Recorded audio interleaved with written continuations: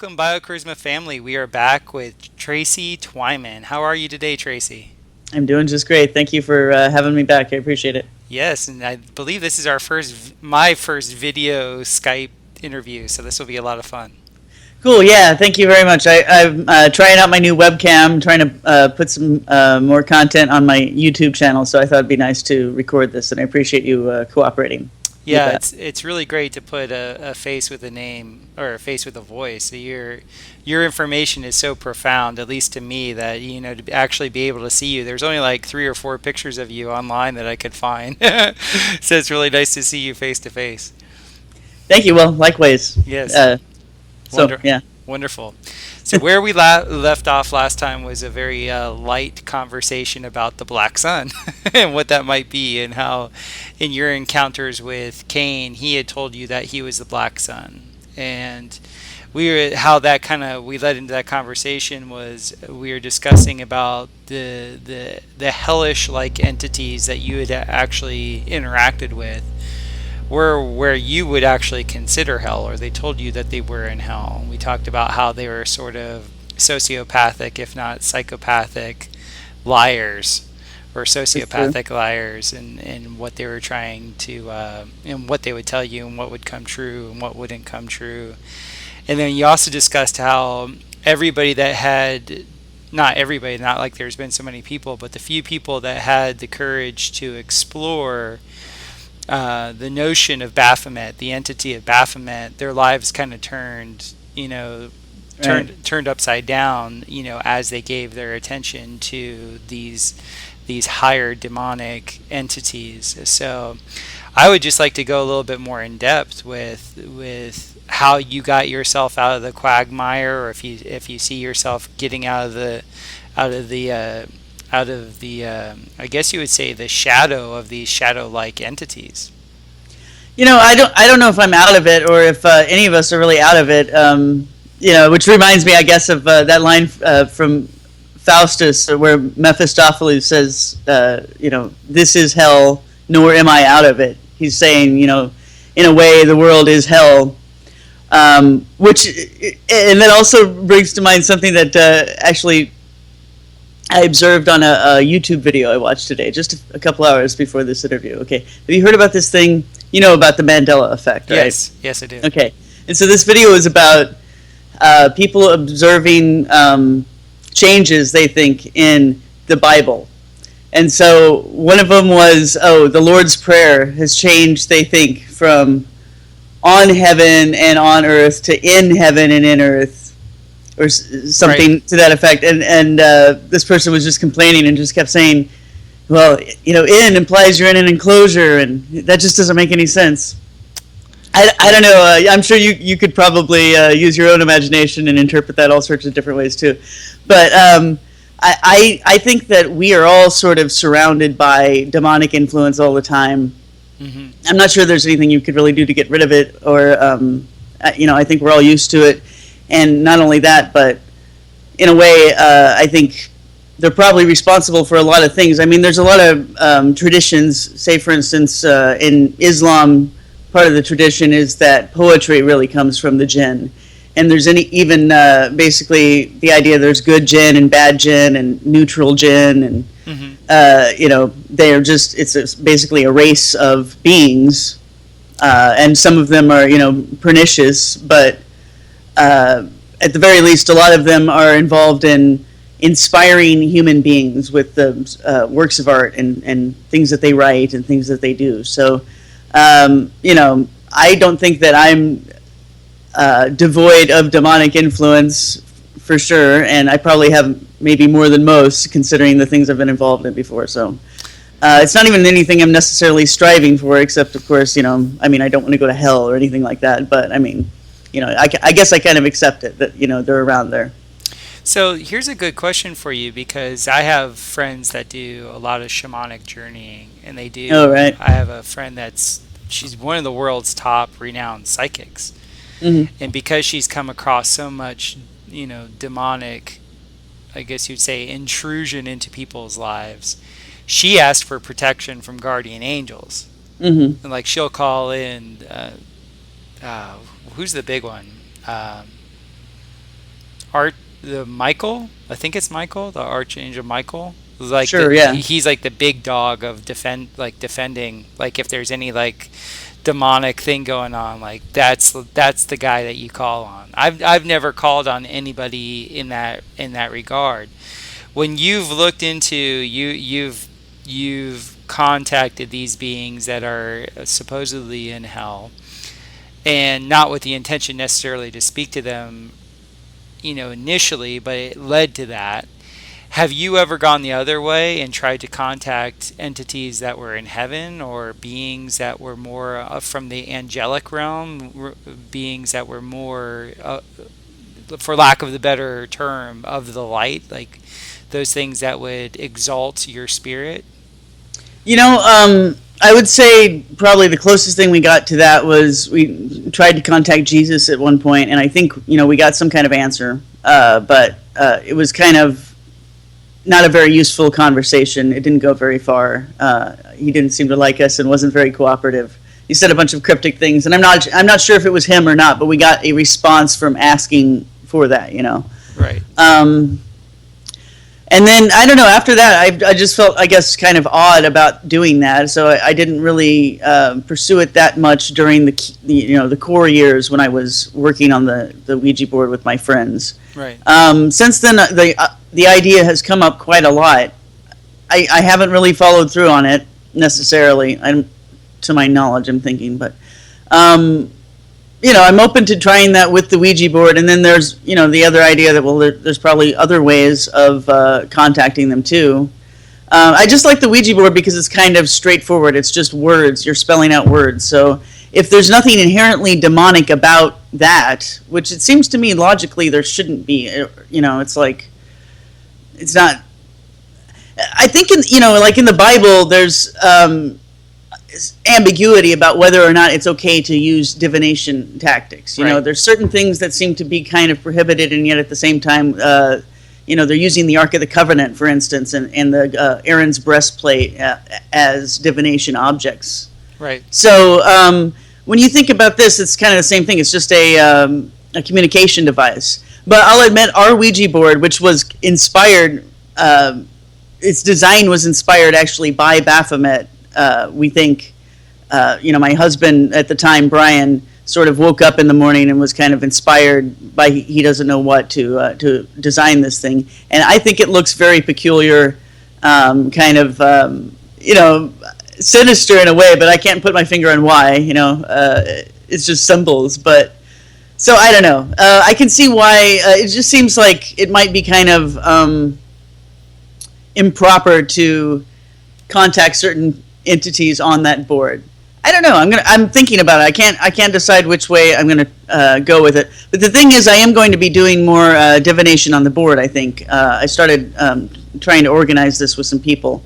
So we're going to try to film it. We might even do it live, on YouTube or something, and see what the results are. So this is one of the questions: is who are we going to contact and what are we going to try to do with it? The way I see it, you could do all sorts of things with it. It's an open telephone line, basically. Yeah, so. that was a really cool conversation that we're having, and I had asked you about timing. And it'd Yeah. be really cool if somebody in your group was astrologically savvy Mm, or astronomically savvy.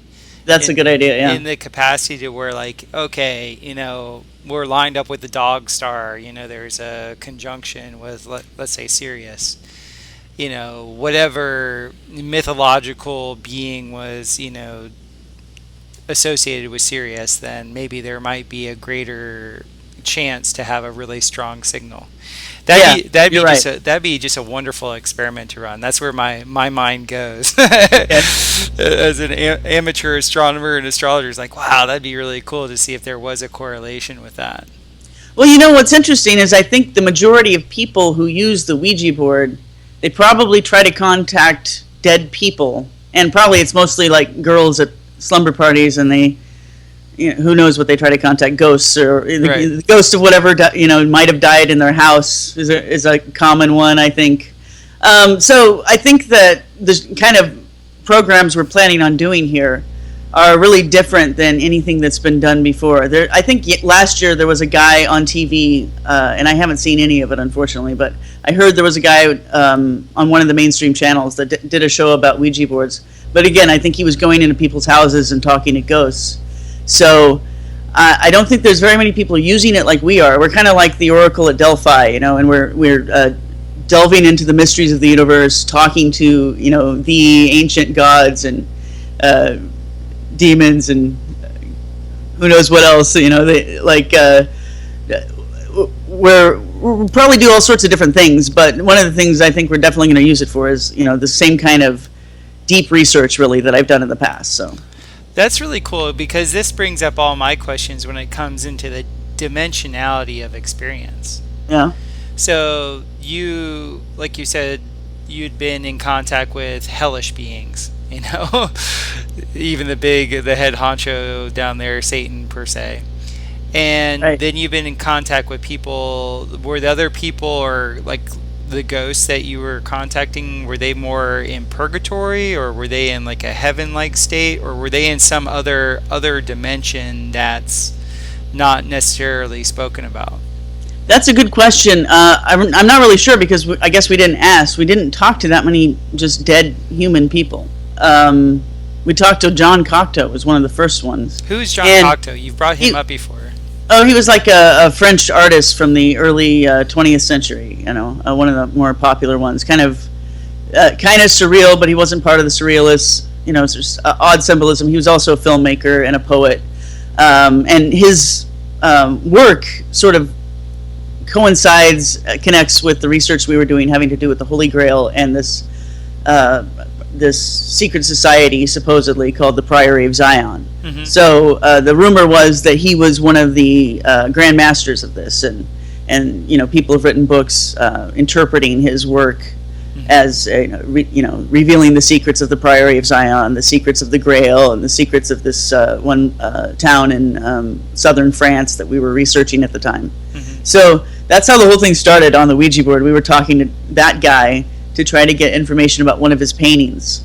Right. And actually, he started off the conversation talking about the New World Order and the Antichrist. So we thought that was strange. But it was definitely him because he dropped all these other hints, related to his work.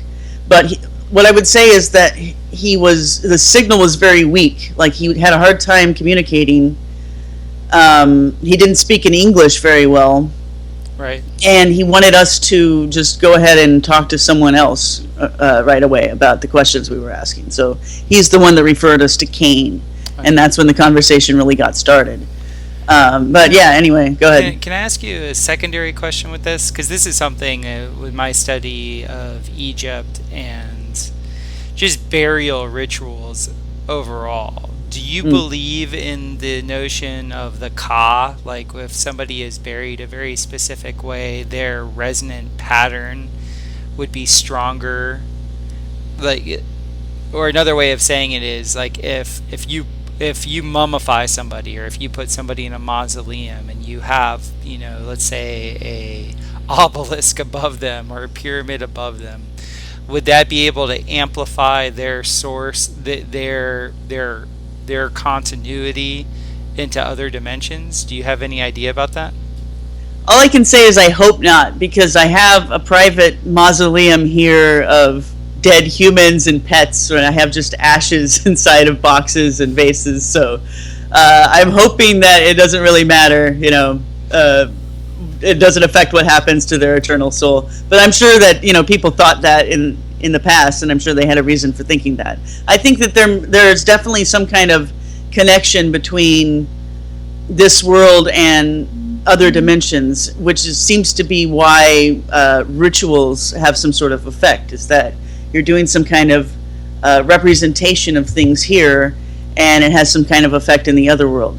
But I'm not sure exactly how it works or how literal we should interpret that, and Okay. I certainly hope that we don't have to mummify ourselves in order to participate in the afterlife. Well, I'm just thinking of it like, let's say you do get caught in one of these interdimensional realms, in the sense that, like, when you die, say you die from a trauma, And my friends that are psychic and my friends that are shamans, they say that there's so many spirits that are just hanging out, that are just around, that don't really know that they're dead. It's very much like the Sixth Sense.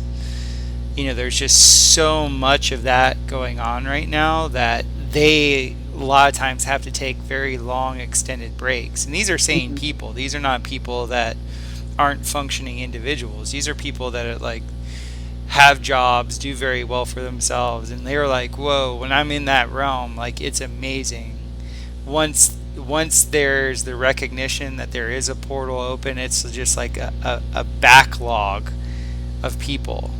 And so, like, I really wonder. I don't believe any of the census numbers when they say there's more people alive today than ever born or whatever. I'm like, how the fuck can you know that? Yeah, right. So I don't believe any of that bullshit. But I do really wonder. I myself have done soul retrievals. I've had soul retrievals done for me where I've had very traumatic events, physically traumatic events, where a part of my consciousness just left.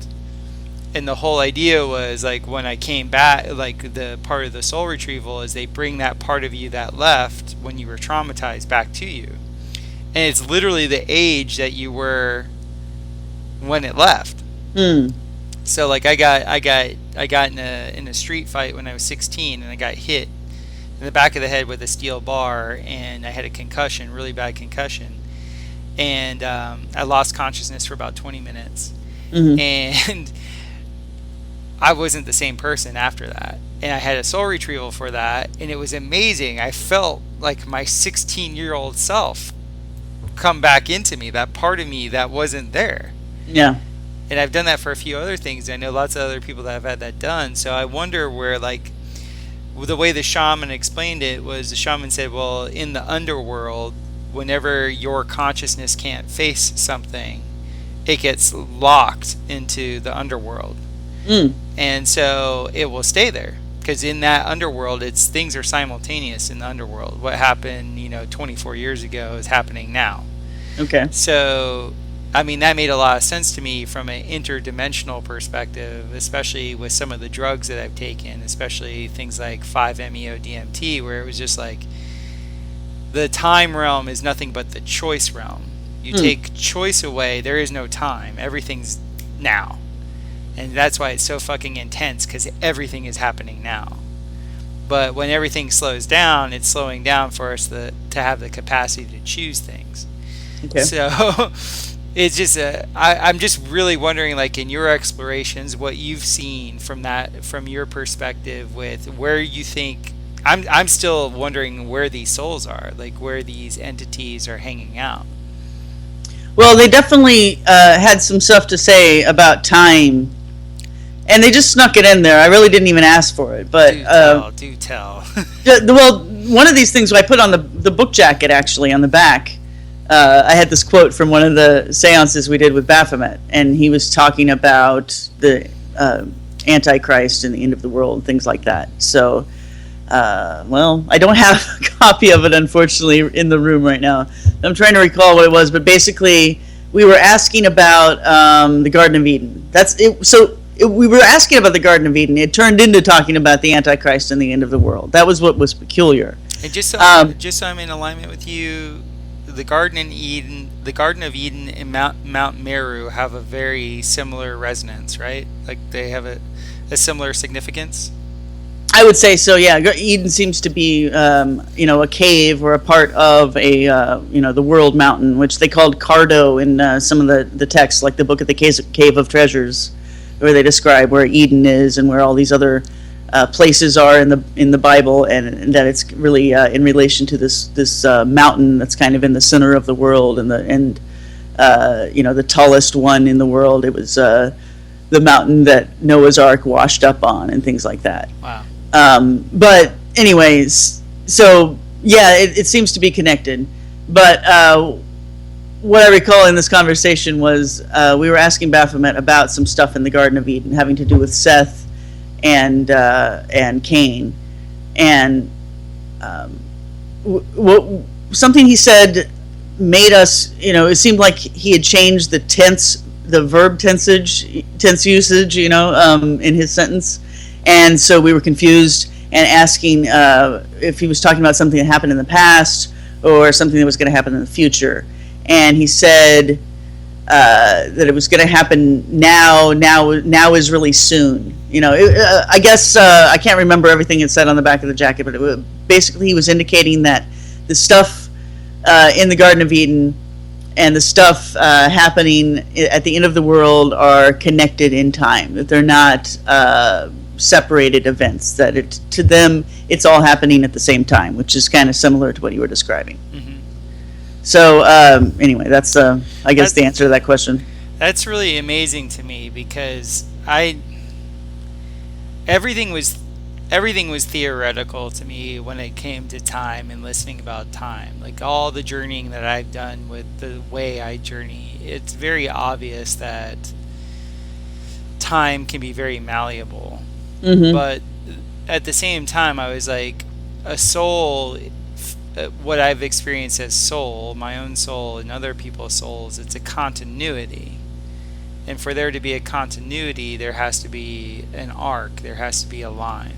Right. That's, a trajectory. So that implies that there's space, and time, yada, yada, yada. Mm-hmm. So when I experienced the DMT experience, obviously I'm on the world's most powerful hallucinogen that your own body makes. So right. that makes you wonder.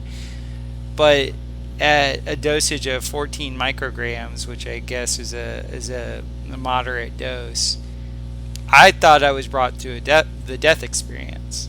Like I had experienced death naturally and before, and it was very similar. It was like everything shifted from like my perspective. I had no choice anymore, and I was just in this realm of choicelessness. It was just like review. It was review of everything simultaneously. And my consciousness found it very difficult because it was so intense. And I'm somebody that prides myself on the capacity to handle intensity. And so this was just it was so much information and it was so much energy at the time. It was just like, when I came out of it, I was like, whoa, this is not for me. And this is not for a lot of people. This is whoa, like crazy intense. And so it kind of like, I would say in the last couple of years, everything like your work, the work that I've seen in the FE community, my own journeying and stuff like that, keeps bringing me back to more of a biblical understanding of my surroundings.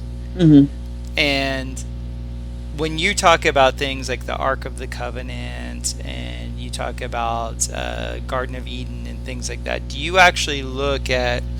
interpret the Bible literally? Is it metaphoric? Like, what exactly is going on for you? Because you've looked into these things very deeply. Well, I think it's describing through metaphors in a lot of ways, trying to tell us about how the universe that we're in was created and its relationship to other places potentially beyond. And I can't tell if it's meant to communicate that message or if it's trying to hint at something and we're supposed to look beyond, or if it's been heavily edited. I'm not sure, but you can sort of see traces of it, but it's not entirely obvious. So yes, it's definitely hidden through layers of metaphor. I guess I see it as kind of describing I think an alchemical situation in a way. It's like we are in an alchemical process, we were, if you look at what the alchemical process is described as by the alchemists themselves, like medieval alchemists, we're going through the same process of being created and existing in, I think, an enclosure of some sort. Right. Whether that's a computer simulation or some kind of you know metaphysically created universe inside of something else. I don't know. And so we're inside of the alchemical vessel, and then we will at one point be destroyed and transmuted into something else, and that's what I think all of the apocalyptic literature is describing. Right. So I think that's why the beings that we were speaking to were connecting the concept of the Garden of Eden with the concept of the end of the world. Is that and why they were saying these things are happening at the same time, because somehow we're in an enclosure that we perceive as time. Right. So whatever they're doing to us on the outside, the laboratory that we're in is not in the same type of constraint. Right. I don't know what that means exactly, but we can't imagine it, obviously. But they're able to operate on us from where they are because they aren't constrained by time in the same way. So there's so many different places to go with this.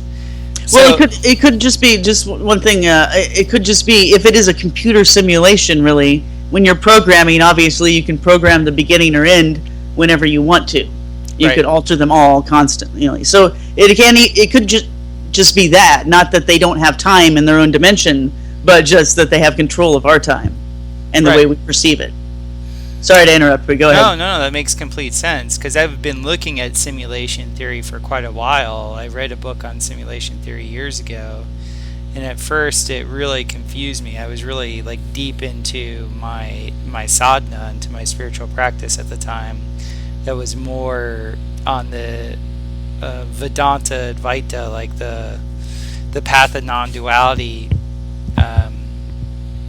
rigmarole of that, the Hindu side of things. But as of late, I really love the gentleman. Do you know the author Kevin Kelly? He started Wired magazine. I don't think so. Oh, okay. I've heard of that, obviously, but I didn't know his name. All right. Well, he had the coolest thing. I think he was being interviewed by I forget what it's called, some really big English magazine, and they were asking him about God and about Jesus, because he believes in Jesus. And the guy's like, well, you're like one of the supreme technologists on the planet. Like, you know everything that's in the pipeline, yet you believe in this antiquated idea of Jesus. And Kevin Kelly goes, well, it just makes sense to me. He goes, I've been in enough virtual reality simulations to know that the only way you can test your simulation is by putting yourself in it. Okay. And he goes, I just see Jesus as being God's simulation of himself within his simulation, to actually see what his created reality is showing him. It's like a first person, VR. Wow, that's interesting. Wow. Yeah, and when he put it that way, I was like, holy shit, you talk about melding worlds, of like virtual reality and, in Christianity. And it's so funny when you actually look at the lexicon that, Jesus uses in Matthew relative to what somebody would be describing themselves as an avatar.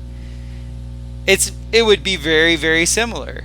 Okay. I'm not of this world, I'm in it but not of it, like all the different things. I mean, it's like literally the description of some virtual reality insert. Mm-hmm. Yeah, I can see it. And I mean, the Gnostic versions are obviously go along with that also in a very clear way when you read them. It's describing a virtual reality with protagonists and antagonists inside of it, fighting with each other, obviously, and with us as sort of the unwitting pawns. But I guess we're supposed to follow the clues and figure out what side we're supposed to be on. And this is the part I don't like. I mean, how are we supposed to know what to do? And this is also why I guess the Gnostic stories are kind of intriguing, because the Gnostic point of view is something went wrong, the God that you think created everything isn't in control of everything, and there's something did go wrong, and that's why the Jesus figure had to come inside to fix things, not because everything was okay. Right. And so, yeah, you don't know who you can trust, and you don't know what you're, which part of it is part of the divine plan, and what isn't. Hmm. So, it's it's confusing, and it's hard to know, what's up. Basically, I guess we're all in the same boat here. Yeah, we are, and I mean, it's an excellent philosophical question to really dive into. I mean, what does constitute a moral existence? Like, I really believe if this is a virtual reality simulation, it is a moral simulation because I think all of us know what good and bad are. Yeah. I've been I think in our last interview I think I told you I've encountered two psychopaths in my life that I knew were psychopaths. Like, I knew them. Only two? Wow. Okay. That I knew of, but I knew them, and once they knew that I knew, they found their way out. Like, I didn't know what it was at first. I didn't know what it was that I was experiencing. I was just knew that I was being manipulated at an incredibly. At first, I allowed the manipulation, and once I tried to put a halt to it, it was like, oh wow, this person is just now systematically trying to destroy everything around me. Yeah. And the other one, I cut way before that ever had a chance. But like I could even tell within them, even though they didn't present any type of conscience, per se, they still knew what they were doing was bad, for lack of a better term. Sure. And there's just something. This might sound really hokey pokey, but when I look at people that are more atheistic, Uh-huh. they don't have the light. They don't have light in their eyes. They have less light in their eyes, if that makes any sense. Like, they're because I touch people for a living. I'm a massage therapist, so I can feel when people are healthy. I can feel when they're not. I can kind of see like the biophotonic resonance off of them. My mother used to be able to see auras. She turned it off because she was a nurse, and it freaked her out to know when people were going to die. So she asked for that gift to go. I don't have that gift of seeing it, but I can feel it. And so when I'm around people, you can kind of feel the people that have like the gift of verve. Like, they have it's not just them being charismatic, it's that they actually have more life force in them. And without a doubt, it's never the atheist. It's never the person that doesn't believe in God. Okay. And that it's really weird because it's not that they're a bad or good person. It's just like they have less ampage. Mm-hmm. You know what I'm saying? Their signal to noise ratio is different. And Yeah. Go ahead. no, that's it. Well, yeah. What do you think about the idea that people who are possessed have most or all of their soul in the other world? I think Like that there's basically been a transfer from there to here between them and the demon. I've known I've known 4 people to be possessed, and I've been in 2. I don't know if you're allowed to call it an exorcism because I'm not a priest. Mm-hmm. But I've been a part of 2 times where the demon or the entity or the psychologist would say the ulterior personality, whatever it was, left their body, but left their body violently. Mm-hmm. So in those experiences, I had other people witnessing what I was witnessing, so I knew it wasn't just my hallucination. Like, it wasn't me making this up in my imagination. Yeah. I've been around 2 other people that have no idea that they're possessed. So it's a really weird thing. The one thing I've noticed with all 4 of those people that have had possessions or have been possessed is that they all had a very strong trauma in their life. Yeah. Or multiple traumas. So if it goes anything like my shaman friends tell me, when you're traumatized, there's a gap. Nature abhors a vacuum. She'll fill a vacuum. And I think those entities that lack, those entities that are corporeal, that really want to have a physical presence, they find a way. I think that's one of the reasons why they sponsor so many traumatic events is because that gives them an into more bodies. Mm-hmm. That allows them to come out of like the hellish domain, like you were saying, Yeah, and it allows them to be more here. I can see that. Yeah. Yeah. Yeah, I had developed this theory actually from watching Faust, the movie, and then I went back and read both the Marlowe and Goethe versions of the story, and in both of them it seemed like they're hinting at the same thing too, which is that as soon as he makes the demonic pact, he actually does go to hell at that moment, and then I theorize that's when the demon takes over his body, and it's the demon experiencing all the things that he goes through, where he wishes for things and he gets them from the devil as miracles, basically, but they're always false miracles. Something always goes wrong, and they're always kind of dreamlike and ephemeral. So I think that then at the end of the 24 years, he's carried away officially to hell. But I think that what happened during those 24 years is he's possessed. And what's interesting is I talked to someone before who told me a story actually about what happened. Oh, there was just that's really interesting. There was this just a 10-second block in your communication right there. Okay. So what did you say at the end of the 24 years? Oh, at the end of the year, 24 years, he's carried away to hell officially. Body and soul. He dies and goes to hell. But during the 24 years that he was contracted, with the devil, I think that he wasn't even really there. He was sort of in a dreamlike state, watching from above, from the other world, or from below, I guess, really. Watching his body go through the motions of life, and experiencing really phantasms of the things that he had wished for, but they weren't real. So I think that is sometimes what people get in exchange for their Faustian pact, and I think that is what a lot of possessions really are. Is someone has allowed a demon in at one point. And I was just about to tell this story that a friend of mine told me a couple of years ago that I think goes along with the theory. So he told me that he had taken some drugs, I think it was acid, in his youth, and he had a vision of a blowfish-like creature floating in the air above him, and it started talking to him, and it offered him 3 wishes in exchange for 3 days inside of his body. And so he wished for, I think it was a bag of weed, a girl that he wanted to sleep with, that he had his eye on, and $4,000. Mm-hmm. And so the fish immediately possessed his body, and he naturally came down from the acid a few hours later, but the fish was still inside of his body. And he said that what it felt like was that as though he was underwater and watching from some other place underwater.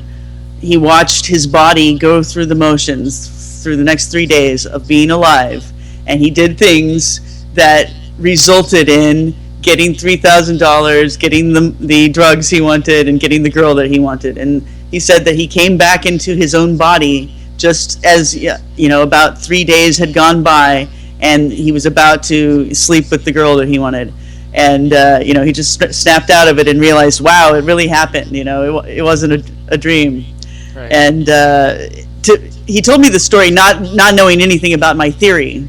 It came up for some other reason in conversation, but I thought, oh, that's exactly what I've been thinking, And after coming up with this theory, I ended up just seeing allusions to it all over the place in mythology and fairy tales and movies and stuff like that. So it's something I'm sort of working on a few pieces about it. You can find references to it here and there in some of my articles on my website. But I think this is sort of an important part of life, part of how our universe operates, is that we're always making little deals with demons, and not just demons, but all sorts of unseen creatures. And sometimes we have these symbiotic relations with them, where they possess our body, and we get things in exchange for it. And sometimes we get to experience the other world. I totally agree. I mean, you talk to any artist, Mm-hmm. anybody that creates, and I know some very, very high level artists, and they are very conscious of making deals. Oh yeah, yeah. I've heard people talk about it too. Very conscious. And my friends that are like into studying the Illuminati and stuff like that, and they're always like sending me like Beyonce videos and all these Yeah. different like pop artists. I don't have a TV in Costa Rica, so like I don't I don't pay attention to any of that stuff. Mm-hmm. But there's Beyonce saying, "I'm not Beyonce, I'm Sasha Fierce," or they go into these trance-like states, Mm-hmm. and it's like, yeah, there were a few times when I was an athlete where I'd drop into the zone. Mm-hmm. And when I'd be in the zone, I'd be watching my body do whatever it needed to do, and it would Mm-hmm. do really well. I mean, that was part of being in the zone. You were never in the zone and you didn't do well. You always do well. And then you come out of the zone, and that's sort of, I think, the one of the big reasons why people experience such withdrawal from their athletics once they're out of it, because they no longer get to experience that selfless, Yeah. really, really highly charged, activated state where you can do things that you normally can't do when you're involved. Right. So there's this consistent thing that I see very, very high performers across the board say they're not involved. You know what I'm saying? It's like Mm-hmm. they'll say, I did it in spite of myself, or like, they're always alluding to that they weren't the source cause of their Mm-hmm. performance. Yeah. Yeah, Yeah. I think your theory has some merit. I don't know I don't know the story of Faust. Well, it's just it's an old story. I think like some of the oldest versions are maybe 16th century, or perhaps even a little bit older than that. And it comes mainly from the Germanic part of Europe, Hmm. and it's basically a story of a guy that makes a deal with the devil, with a particular demon named Mephistopheles, who visits him on behalf of the devil, and he makes a deal that he will sell his soul 24 years hence if he gets to experience, get whatever he wants basically within those 24 years.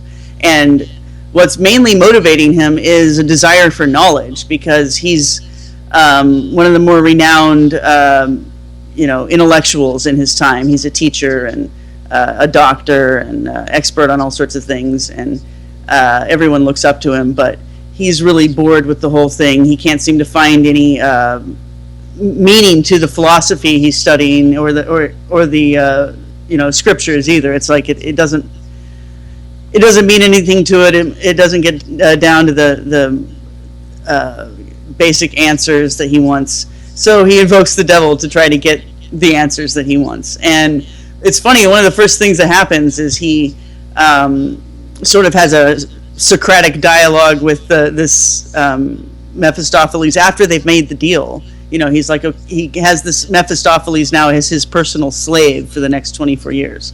So one of the first things he does is question him about the universe and God and heaven and hell and how everything works. And all he gets is just answers that are basically straight out of Christian theology. And he quickly becomes frustrated, like, okay, well, so what? I already knew that. And so then he spends the rest of his life just trying all sorts of things. I guess one of the things is he takes over a principality, and he teaches the prince how to print money out of nothing.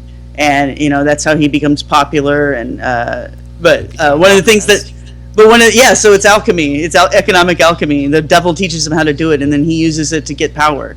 But that little vignette ends when the whole bubble bursts on the paper economy, and the prince has his downfall after all, and everyone sort of blames Faust. So anyway, and then the other thing is, he asked for Helen of Troy. Supposedly she's the prettiest woman ever alive. So uh, he actually brings her to life so that Faust can have her, and then that ends badly. She ends up not being real, and it sort of ends in a grisly way. So it's like everything is an illusion, basically, and that's part of the lesson of the story too. Is that the devil can give you anything that you want, supposedly, but it doesn't really turn out the way that you had hoped. And I think one of the most obvious things is the knowledge lesson he learns in the beginning, that there's nothing more to be learned, from anything really. You can just keep looking and looking, as I have, and questioning these demons about things, and you get interesting answers. Then they provoke even more questions, but I still don't feel like I know anything, and I can see why Faust was frustrated, I guess. Yeah, because especially you do a huge turnaround with what you knew as a little kid. Essentially, the golden rule ends up ruling everything. Mm. And so I have so many questions on the level and the degree in which our cosmology is actively being hidden from us. Oh yeah. There's obviously there's whoever's writing the checks, whoever the policymakers are, other than just keeping themselves in power. They obviously have a really strong motivation for us to be misinformed. Well, And did you see the story about Elon Musk saying that he thinks it's a one in a billion chance that we're not in a computer simulation for some other civilization, some other race?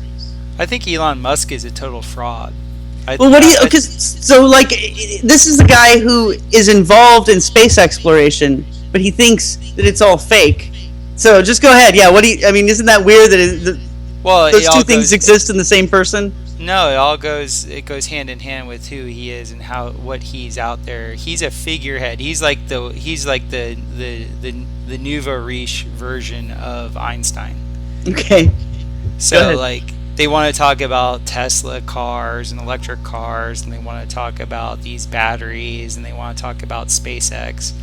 I've watched the video of the SpaceX, rockets landing. It's like I can do better CGI. It's so bad. It's so terribly bad. And who gives a fuck about electric cars? The first electric cars were made 120 years ago. They have liquid crystal batteries that outperform his Tesla batteries that the standard person can make with their own chemicals. You can convert lead acid batteries. Those have been around for 50 years. So they want to prop this guy up, and you look at what he does. He supplies cars that are full of conflict metals. They build the story around him that he's like this brilliant, savior, the technocratic thing going on again, the technocracy that Elon, like on all the popular podcasts out there, if you don't know what to do, just ask Elon Musk, like he's the new Einstein, right? But when you actually look at what they're doing the same old thing. It's just like we generate the demand for something by building a figurehead. So there's a demand now for these cars that drive themselves that are made out of conflict metals. That's just going to give the United States, which is just the military wing of the World Bank, carte blanche to go into the Congo and take whatever they want. Because the demand will be so great that nobody can stop it. Elon Musk, I'm not impressed by, because everything that he's providing has been provided already. I'm having internet connection problems here. I'm also coming up against the end of my time block here. So I guess, is there anything that you want to cover here in the last minute or so before we go? Well, just I want to ask you back onto the podcast. Oh, all right. Sure. Sometime, yeah. No problem. I know. I'm always like, that. I just love your mind. I really appreciate where you're coming from and how you explore things. And I want to get some answers So by bouncing my experience off what you've experienced and what you've researched, I think that gives me and the audience a greater perspective and what to look for from an educated perspective, not from some, you know, wishful thinking per se.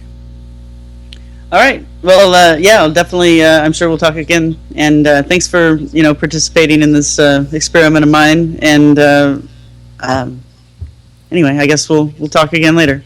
Yeah, yeah, I'll go ahead and let you know as soon as I post everything, and let me know when you put this up. Okay. Don't you just love cliffhangers?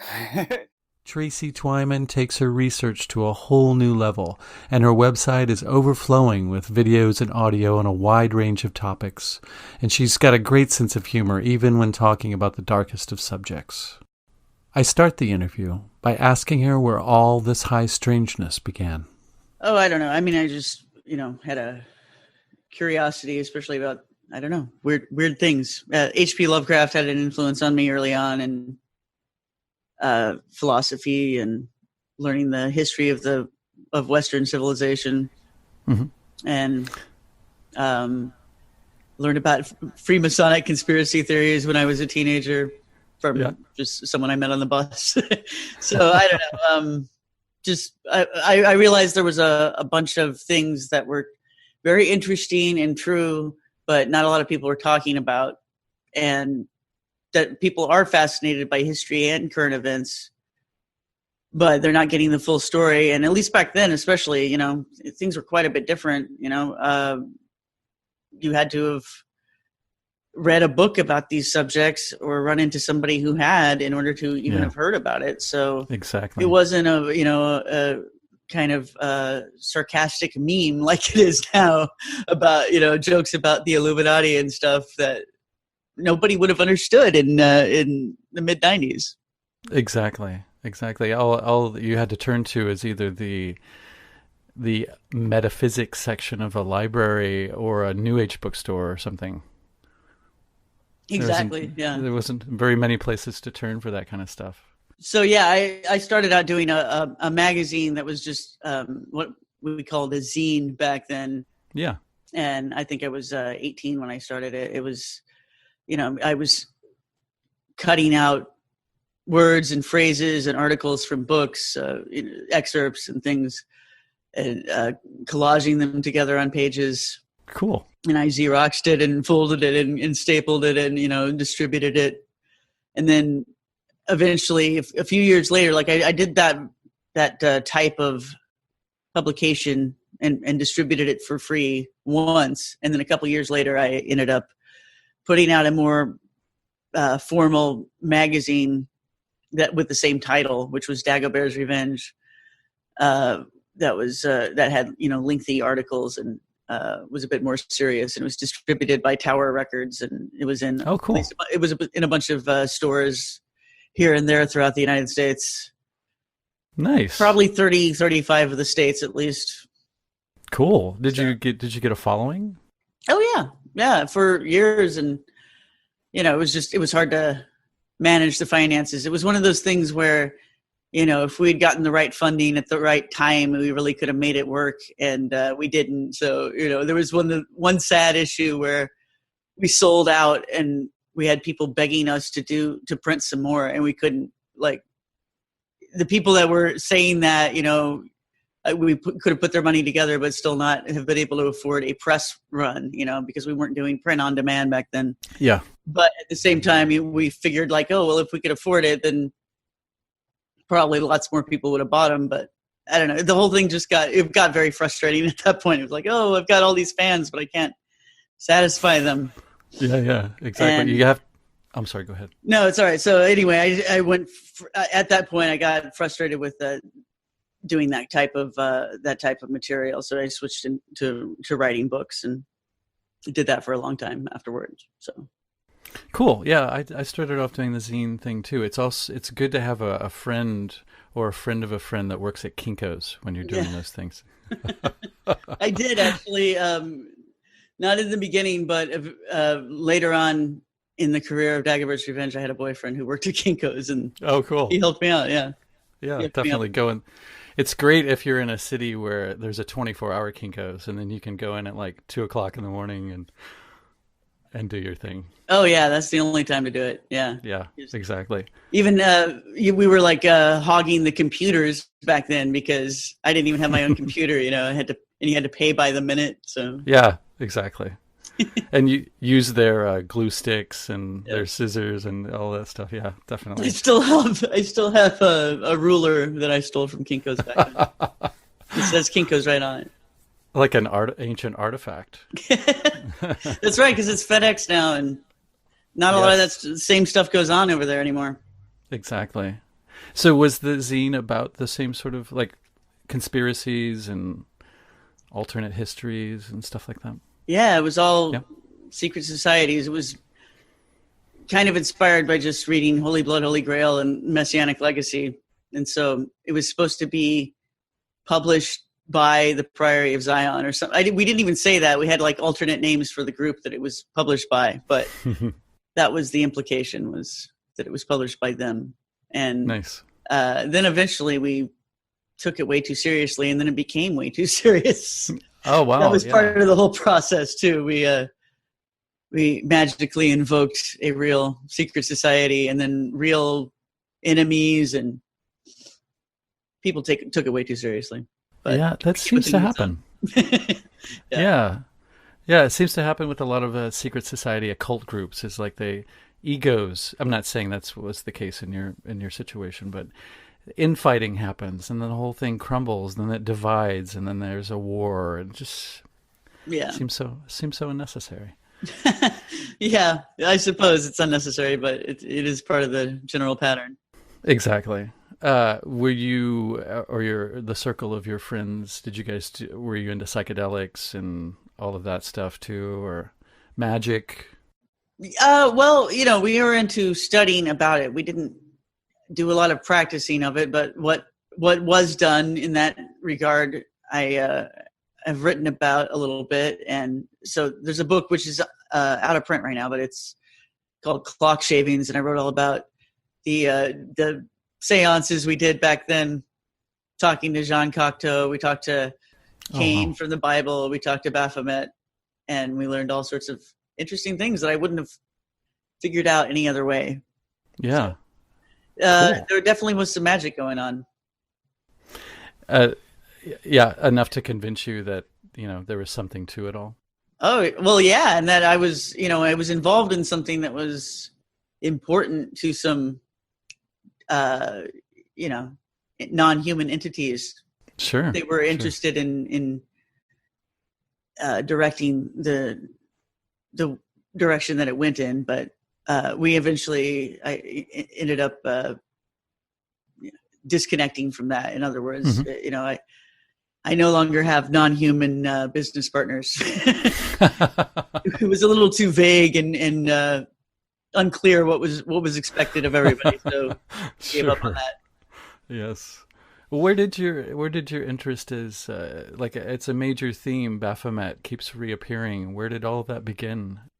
Actually, from the Ouija board experience, because we'd been talking to Cain, identifying himself as Cain from the Bible, and also identifying himself as several other historical figures, like in the ancient world in Mesopotamia, saying he was the same character. So anyway, we talked to him for a while about things that we happened to be researching, but when I say we, I'm talking about my husband at the time, Brian Albert, and some other people we were working with who were helping us write articles and stuff. And so anyway, it was sort of a lark at the beginning to invoke Jean Cocteau's spirit, because he was supposedly a Grand Master of the Priory of Zion, a European secret society. So we started off asking him questions and ended up getting referred to Cain for some of our more esoteric questions about the ancient past and Atlantis and stories in the Bible and things like that. And then Cain referred us to Baphomet, and it was especially our questions about the Holy Grail and the Templars. I think that's why we were being directed to Baphomet, and ended up learning about all sorts of things from that character. And I really had a different perspective on what that entity was, and how important it really had been for a number of different Western esoteric orders, and really how that character, the character of Baphomet, seems to be the central figure in a lot of these organizations that have had a lot of influence on Western history. So it became a fascination for me that it seemed like I had a personal brush with this entity, and it had given me a different perspective on a number of topics related to history. So interesting. I decided to pursue that, and it took a few years, to wrap my head around it. And amazingly, even after I got together with another author, Alexander Rivera, and we wrote a 600-page book about it that I thought was really comprehensive and covered the whole thing. And then about a year later, I came upon some other information related to Baphomet that was even, I would say, was worth more to my understanding and my investigation than everything else that I had done previously. So wow. It was there's still more to learn about this. What seems like very obscure subject is actually really big and really important. So it's kind of cool how everything came together. I wasn't looking for it at all. I hadn't really spent any time thinking about Baphomet before. So, but all of a sudden this character starts talking to me on the Ouija board, and a few years later, one of the world's experts on Baphomet, which you wouldn't have even thought was a subject of study, but it is. Yeah, who'd have thunk? So did you find that character of Baphomet, or whoever was saying that they were Baphomet, to be like, were they intimidating at all? Were they friendly and helpful? Were they all of the above and a lot more? Yeah, I would say all of the above, because there was times when it seemed friendly, and there was times when it seemed kind of threatening, and definitely many times when it seemed aloof and like it was not giving us a straight answer, and many things that would just come across as lies, basically. And then a lot of truths and things that in some cases it would take years to figure out what was meant by a particular message, but some of the things turned out, right away. I would be able to do some research on the internet or in a book and confirm a very obscure piece of information told to me by this character. So wow. It seemed like it kept bearing some fruit, enough for me to pursue it for a long, long time. Wow. That's amazing. So you never had a doubt that it wasn't some trickster spirit trying to pull one over on you. You felt like it was the real deal. Well, Baphomet is a trickster spirit. So I have no idea what the motivation really was. I assume it was trying to get something from me, but I couldn't say exactly what the whole scheme is. But it ended up, whatever it was, it's like it resulted in, I think, a very important contribution to definitely the bookshelf on occultism in your local bookstore, but also this understanding of the Templars and their history and the history of Western occultism, and even the development of Gnosticism, the development of Hermeticism, and the development of Islam, and a lot of variations on Islamic doctrine, all covered, and also variations on Freemasonic lore, folklore and stories, mythology. A lot of these things are covered in the book, and I think we put together unique new understandings of these things that didn't exist before. So it was, I guess, I was pushed into doing an important work, I think, and so I can't look back and regret it at all. I think it's probably a good thing. It hasn't made me rich exactly, but at the same time, it did. It's part of my my professional accomplishments and brings in some income, and who knows what's coming of it, because the story continues to develop. I mean, obviously these subjects aren't going away because they're real. You know, Yes. It's not just none of these things are just theories. There's lots of nonsense out there more than ever before, I suppose. But yeah, like we were saying before about how these subjects were unheard of by the majority of people in the 90s. Mm-hmm. Well, at this point, the majority of people have heard of them. And anyone who bothers to do a little bit of reading will figure out that, you know, yeah, secret societies have a lot to do with, they have a lot of influence on everything. And then when you try to figure out what the meaning is behind the symbols they use, then you have a totally different understanding of history. So this is a very important subject of study that a lot of people indulge in and consider it, take very seriously, and they consider it not just a hobby, but just something that is important to them to understand the world around them, you know? Absolutely. I think that's been one of the great things about the internet and having access to all this information is not only do we get to see that there are others out there, but we also get to corroborate our information and sort of sift out, you know, what seems to be legitimate and what seems to be, you know, not, and move forward. It's a lot more sophisticated than it was, say, back in the 90s, like when we were all just sort of piecing things together in our dingy rooms in the Midwest or wherever we grew up, you know, and not really having anybody, and maybe you did, but I certainly didn't have anybody to talk to about it at all. And my parents didn't want to have anything to do with even acknowledging that I was interested in such things. So, you know, it's kind of my own deal, and I didn't get to share that with anybody. But now, I mean, obviously we're doing it right now, but the internet allows us to communicate with each other and to sort of, you know, everybody seems to have a piece, at least, if not several pieces of the puzzle, and we can all sort of put it together and see what we come up with. Well, it's been that way for a couple decades now, and that's been really good and really important. And even some of the things that I've researched, figured out, put together over the last few years, it would have been impossible even, you know, 5 years earlier, mm-hmm. because of certain records coming online and being easy enough to find, you know. So I feel like we're at a very important point, because it seems like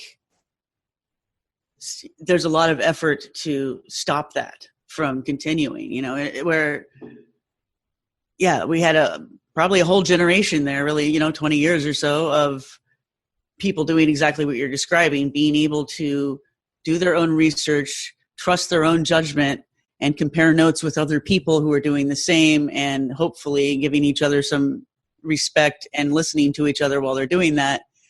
But now you have, you know, YouTube automatically putting in its 2 cents whenever, you know, certain controversial subjects come up. Not only do they shadow ban, but they put this little notice there, like if you're talking about geoengineering, a little notice up there. Oh, well, chemtrails are really just contrails, and that's normal. And it's like they don't even know what you're talking about. They don't.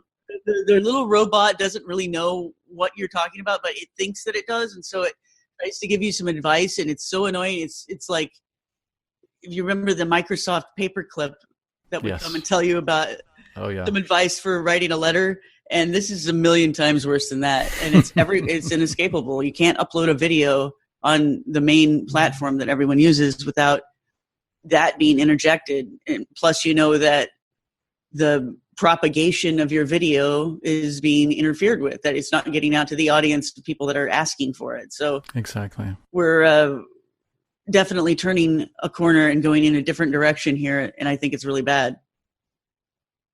You think it's getting worse? Oh, much, yeah. It's getting worse. Like every week, you notice more interference on YouTube, Twitter, and Facebook. Sure. Do you see any alternatives sort of coming up from the depths? Well, go ahead. What I described of what we're trying to do with the current incarnation of my work here. I did books for a long time, and now I've got a lot of audio and video content on my website. Then I have premium membership for that so that people can have access to that. And I'm working with some other people too. And the ultimate idea here is we're going to figure out how to get our message to our audience. It's not about interfering with anyone else. I don't have any kind of agenda. I'm not trying to, launch the perfect, marketing scheme to hijack someone else's thing or get in everyone's face and get my message out. It's simply that I have an audience of people that want to have the content I'm producing, and I need to find a way for them to easily have access to that and have access to notices about when there's new content. And right now, it's not like there was some law that anyone made, but it's a result of marketing and everybody flocking in the same direction for years and years, that now everybody is used to getting messages through Facebook and Twitter and maybe YouTube, and they assume that if they subscribe to something, then they'll find out when there's new stuff.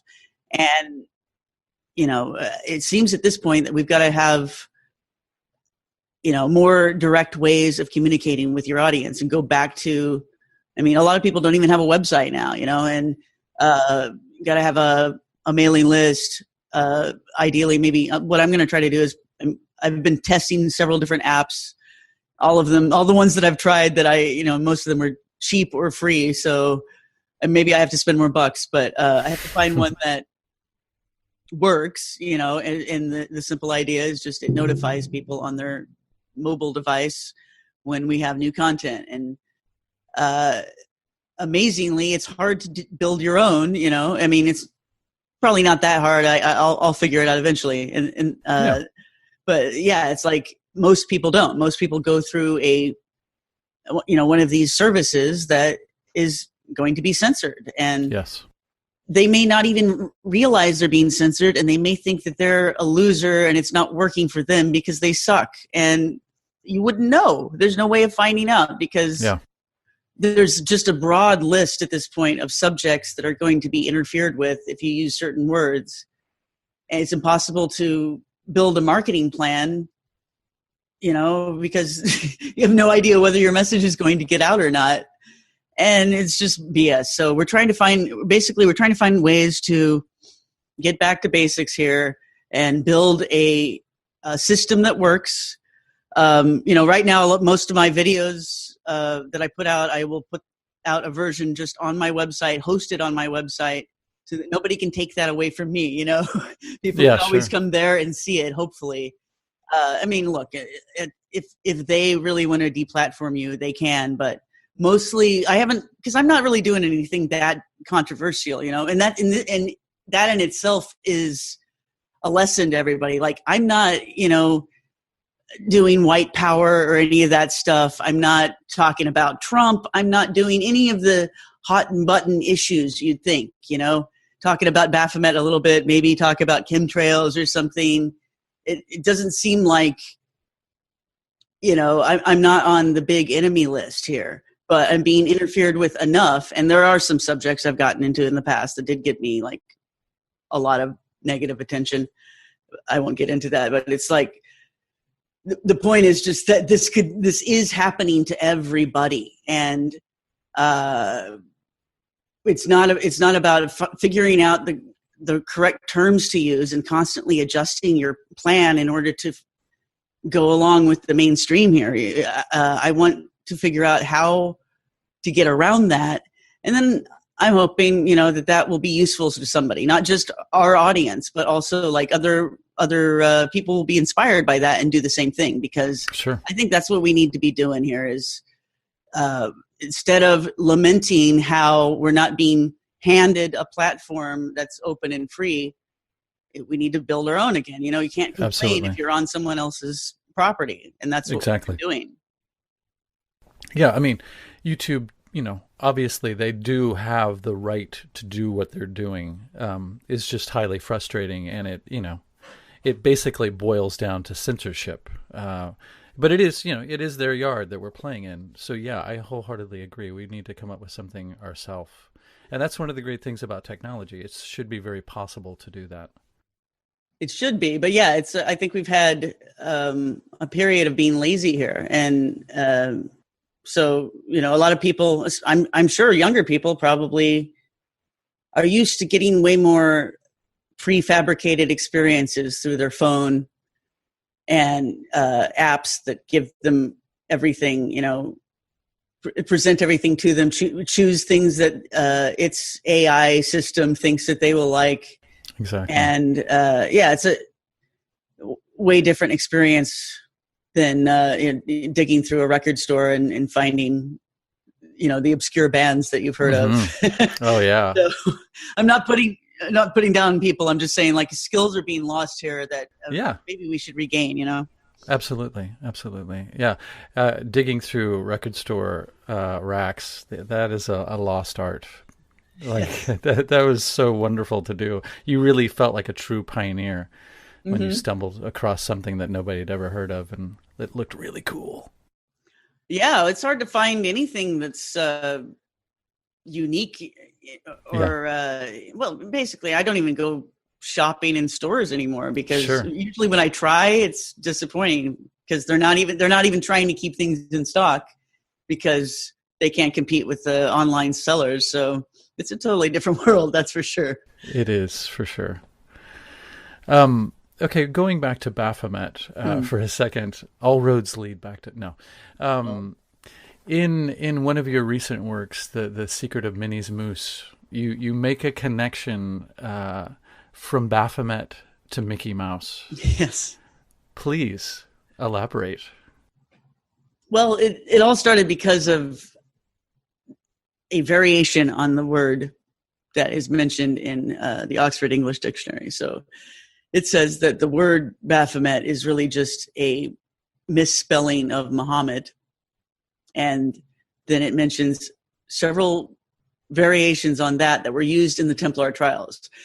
It's defining Baphomet in that particular context as, they're saying that people used to use the word Muhammad as a general term for an idol. And the idea, I guess, is that people didn't really know what Islam was, and they kind of just thought of it as a pagan religion. Mm-hmm. So anyway, Muhammad is an idol, even though actually in Islam it's the opposite. But anyway, so that's the idea, is that the word Muhammad is being used as a term for an idol. The Templars are worshiping an idol, which is really a severed head or a skull. And so when they got put on trial for doing that and they were confessing, they used different words for this thing that they were doing rituals with. And one of those variations was Moz. So that stuck in my head that it was similar to mouse, because I just remembered seeing that was the German word for mouse. Mm-hmm. But then there was also, if you put an E on the end, and one of the variations of mouse in this Oxford English Dictionary did have an E on the end. And if you put an E on the end in German, then it starts to become one of the words. There's a whole family of different words referring to knives and knife point and a person with a knife. So anyway, how did that... I explained it all in the video, but I'm trying to remember how it all came to me exactly. But it was, one thing after another of connections came into my mind. I did think about Mickey Mouse, and then I thought about the Dead Mouse logo for the musician and how it looks like a death's head. And I thought about the fact that the Templar Baphomet head is thought to be the reason why the Templars used a skull and crossbones. They would put that on their gravestones and stuff, and it is thought that that's just a representation of Baphomet. So I thought, okay, well, the death's head is Baphomet, and here you have a variation on that with the mouse head for Dead Mouse. And then Dead Mouse actually gets sued because it's so similar to Mickey Mouse, to that logo with 3 circles. Yeah. So it's like they obviously, that company, Disney, they knew that he was making a joke about them. So it's like, it just started glaring at me that this was a magical sigil, and that it had a esoteric meaning that probably connected to Baphomet. And I put it in the back of my mind. I put it on a list of topics to cover at some point. And when I decided to sit down and actually make a video about it, which I thought would probably be a 6 or 7 minute video, I ended up doing a 30-minute video. And then I did another one after that. And that's the second load was when I connected it to Mac the Knife and a bunch of stuff having to do with Frank Sinatra. But I guess before that I realized, that the symbolism that I was really looking for, because I could tell it was there and I was just trying to figure out what it meant, was pointed at in the movie Rosemary's Baby, because they have the reference to the chocolate mousse that Rosemary eats that makes her fall asleep because it's poisoned. They're slipping her a Mickey, right? The witches in the movie are slipping her a Mickey. And the next door neighbor, whose name is Minnie Castevet, by the way, and she even has like rouged cheeks, and she's got a polka dot bandana in her hair, a lot like Minnie Mouse has the polka dot bow. And then she refers to the chocolate mousse as the mouse. She says it numerous times, very deliberately. So it seemed to me like something was being hinted at there. And then I ended up writing a lot about this subject, and I'm probably going to publish it as a book at some point. Right now it's a massive essay that if you printed it out, it would be about 400 pages. It's on the website for Plus Ultra members. But it's connecting all of these subjects, and it's basically an esoteric understanding of the concept of the mouse as being a way of surreptitiously poisoning someone to knock them out. And I talk about how this is used in several different contexts. So you have the scene going on there in Rosemary's Baby, and that's really part of a sex magic ritual. So they're doing that to the girl that's going to be impregnated by the devil in the sex magic ritual. And I connected it to rumors about what happens to the initiates at the Skull and Bone Society. It's kind of depicted in the Skulls movie, where they drink something and it knocks them out, and then they wake up in the tomb, in the ritual chamber. They've been kidnapped, basically. They've been slipped a Mickey, and then they wake up and they're being initiated. And then I knew from having been told that this is something very similar happens to initiates of the AA, Crowley order, that they are kidnapped. They know that they've put in to be initiated, and they think that there's an initiation date coming up, but then they actually get kidnapped before then, and they wake up again, like in the ritual chamber, just like in the movie with the skulls. And then very nasty things happen to them, but they are forcibly initiated. And there's several other examples. It's a ongoing motif with initiation in secret societies. It's a hazing technique to knock someone out, either physically, like hitting them over the head, knock them out, or it's probably a lot safer to just give them a drug that will just knock them out for a little while, like chloroform or something like that,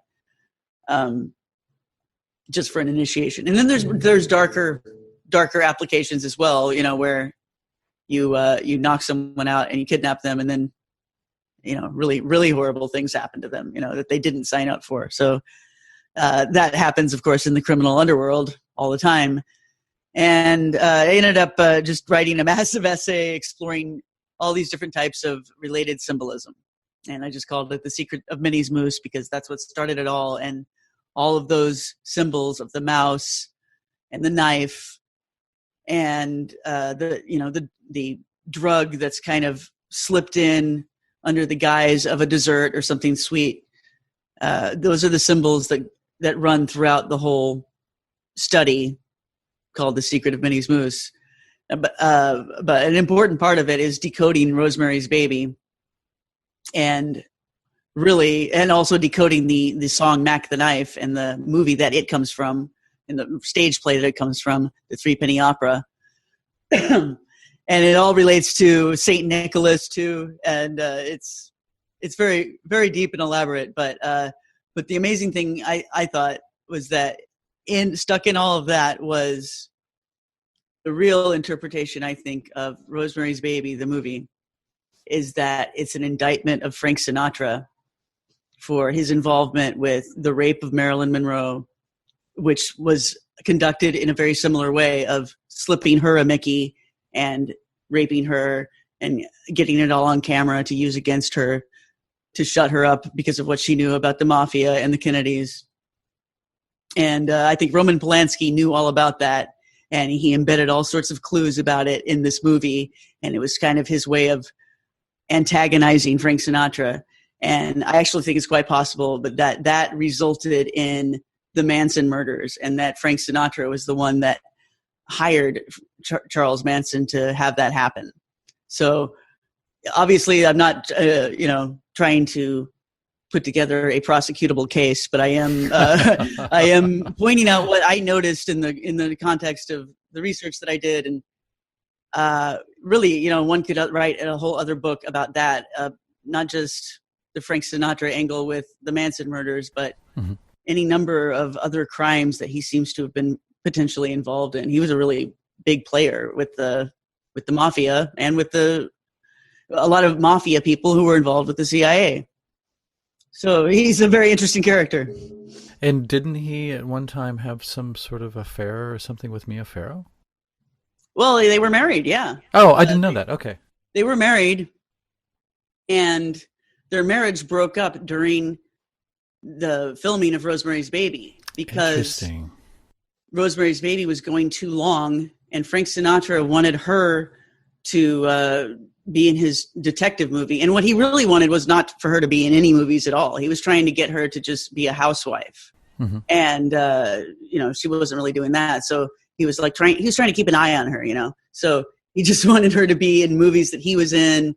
And he was really annoyed that she was basically canceling on him so that she could finish Rosemary's Baby. So he served her divorce papers while she was filming. And they really had to work on her to try to keep her on board, but they did. And it's a funny thing too, Bob Evans was the producer of both films, the detective, the one that Sinatra was in, and Rosemary's Baby. He was the producer of both. But but Polanski, you could tell he really wanted to get Sinatra's goat after this. He was on Mia Farrow's side, and Frank was trying to blame him for the breakup of their marriage. And so this is all talked about a little bit there's a movie called The Kid Stays in the Picture that talks about Bob Evans and his career. And one of the things they talk about is how he deliberately arranged it so that the detective and Rosemary's Baby would come out on the same day so that they could compete. And of course, Rosemary's Baby got, tons more viewers than the detective. And, it was all just as an FU to Frank for Bob Evans to arrange to compete one of his movies against another one of his movies. And so it seems to me if they were going to those lengths to annoy Frank Sinatra, then I'm not barking up the wrong tree here. I found that out just a few weeks ago too. So I had already written all this stuff. It was very speculative about what I thought the vibe was and what was really going on in Rosemary's Baby. And all the subsequent research that I've done just corroborated everything that I was thinking. So, wow, cool. The thing with Polanski absolutely wanting to annoy Frank Sinatra is true. And then, see, the thing about Sinatra is just he's very, he just has a really bad temper, and he knows a lot of people who will mess you up, and he's very proud of that. I mean, he's dead now, but that's the way he was. And so it's not out of the realm of possibility at all that he would have really had a grudge against Polanski for, in his mind, ruining his marriage. And so almost anyone who annoyed him even a little bit, he would basically try to kill them. And if he didn't quite go that far, he might, at the very least ruin your career. But most of the stories involve death threats and some actual attempts on people's lives. Like Jan and Dean, they both thought that Sinatra tried to kill them numerous times. Wow. Because they were one of them had been involved in the kidnapping of his son that it looks like was some kind of scheme for his son to get money in the first place. But because they blabbed to the prosecutor about that, Frank Sinatra tried to have both of them killed, and he did absolutely ruin their careers. But anyway, I just uncovered so many stories about Frank Sinatra trying to kill people for really what normal people would consider minor issues. And in some cases, it's like, a newspaper writer writing a story that, of course, he was going to write. Like, when Frank Sinatra got photographed with Lucky Luciano and all these mobster guys in Havana, like he was basically being the cover so that they could have a conference and pretend that they were there for a Frank Sinatra concert. He brought like millions of dollars for as he was working as a courier too for them. He bought like millions of dollars in a suitcase for them. But anyways, like he allowed himself to be photographed doing this, and it was published in the newspaper. And then he went and tried to threaten the person that wrote the newspaper article. He beat him up, and then the guy's name was Lee Mortimer. Okay, then the guy tried to sue him for beating him up, and then he had thugs come and tell Lee Mortimer, okay, you have to drop the lawsuit now or then I'll actually kill you. Jesus Christ. There's just a million of these. There's so much of this stuff that, I started thinking, okay, well, Manson murders, put it together. Like, so it turned out, okay, JC brings, he's the hairdresser that was her Sharon Tate's friend that also got killed. Well, so he was doing Frank Sinatra's hair. There's a lot to the Manson murders, and I get into quite a bit of it here in this essay, but Frank Sinatra is definitely a part of it. Like, and there's rumors that Nancy Sinatra was part of the family, basically, that she had been involved in orgies that happened at the Spahn Ranch, and that there's videos of it, or not video, but film of it. Wow. So Frank Sinatra threatened the Hollywood Star, I think it was called, it's a newspaper, for publishing an interview with Charles Manson where he mentioned that. So he threatened to kill them for mentioning Nancy's name.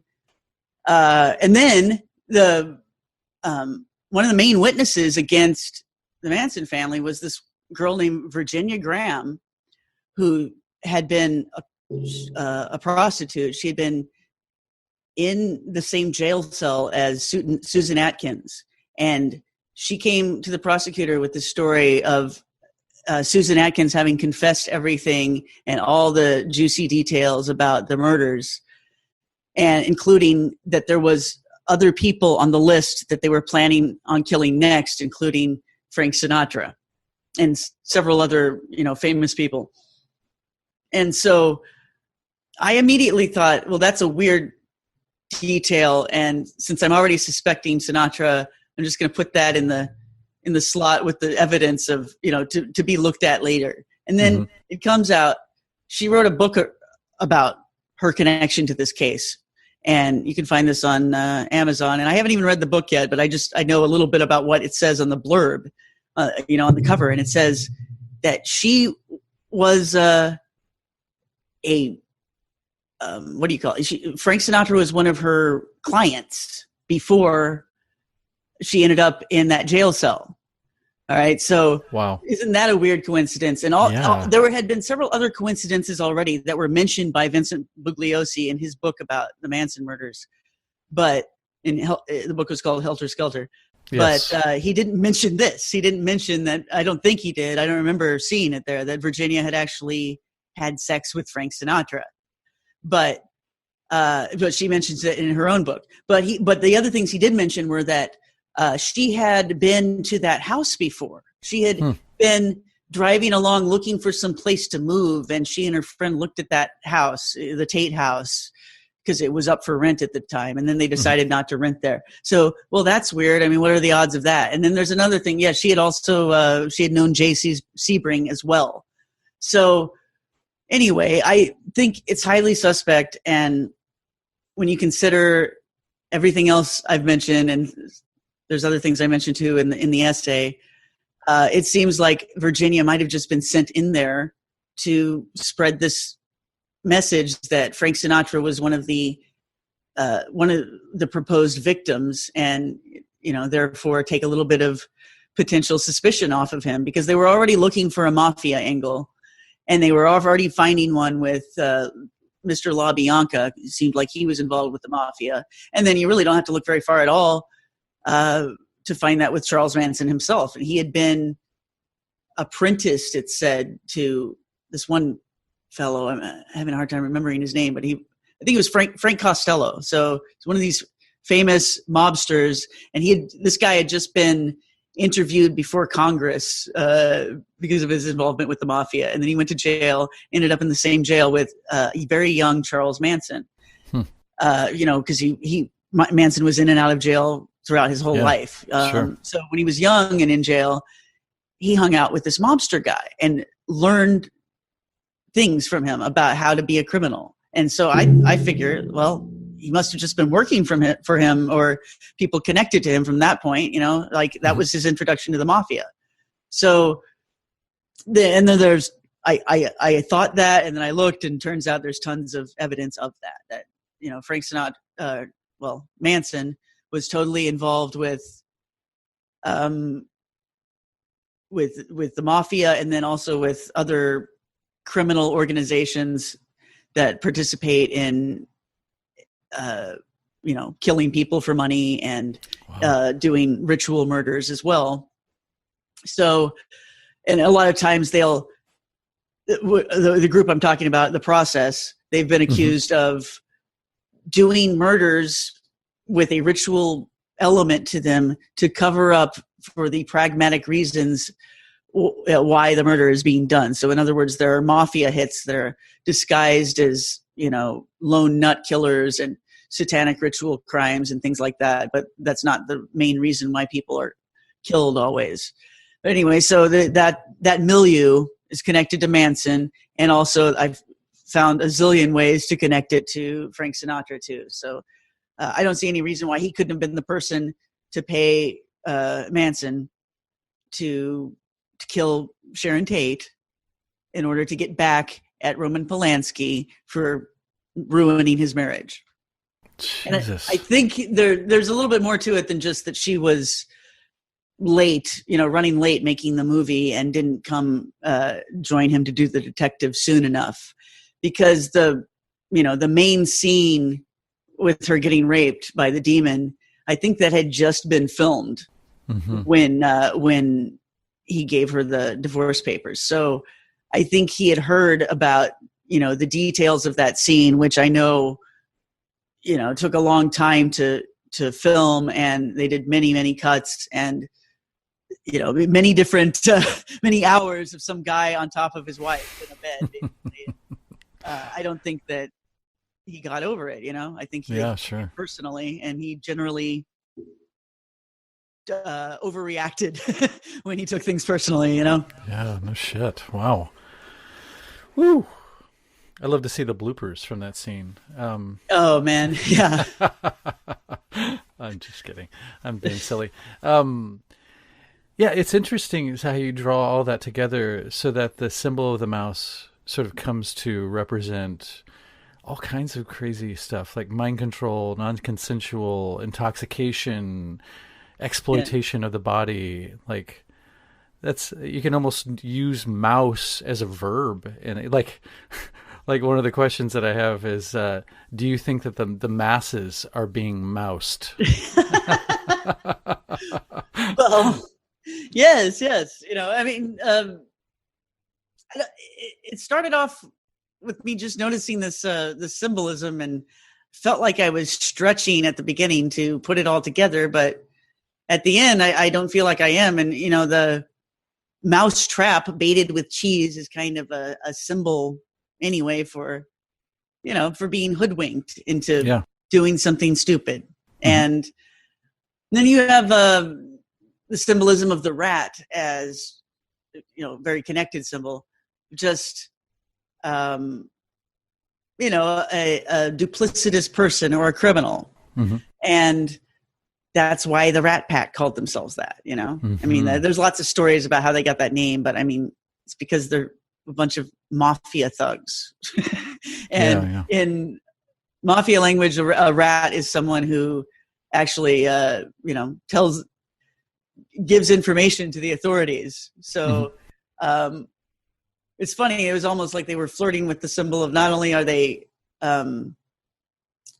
they're, criminally connected, but you never know really what side they're on too, and really it's fitting with Sinatra, who was friends with the president for a long time and then had a falling out with him. But they were both totally mafia connected. And, all of those people seem to have been involved with this rape of Marilyn Monroe that happened at Sinatra's casino right before she died. And I don't think that Frank Sinatra was innocent of not necessarily trigger pulling or even,